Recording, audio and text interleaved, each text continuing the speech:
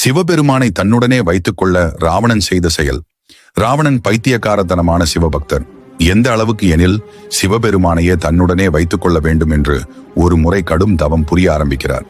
ஈசனும் தவத்தினால் மகிழ்ந்து காட்சியளித்து என்ன வரம் வேண்டும் என்று கேட்கிறார். சற்று சிந்தித்து பாருங்கள்.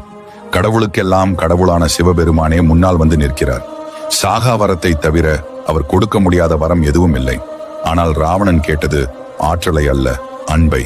பரம்பொருளே, நீங்கள் என்னோடு எப்போதும் இருக்க வேண்டும் என்று வரம் கேட்கிறார் ராவணன். மனம் மகிழ்ந்த ஈசன் சிறிய ஆத்மலிங்கமாக மாறி ராவணனின் கைகளில் உட்கார்ந்து கொள்கிறார்.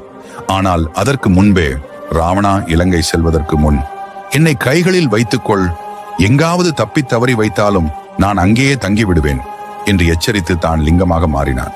ராவணனும் எச்சரிக்கையாக லிங்கத்தை எடுத்து செல்கிறார். ஆனால் அசுர குலத்தில் பிறந்த ராவணனுக்கு ஈசனோடு துணை இருந்தால் எதுவும் செய்ய முடியாது என்பதால் தேவர்கள் விநாயகரிடம் மன்றாடி கேட்டார்கள்.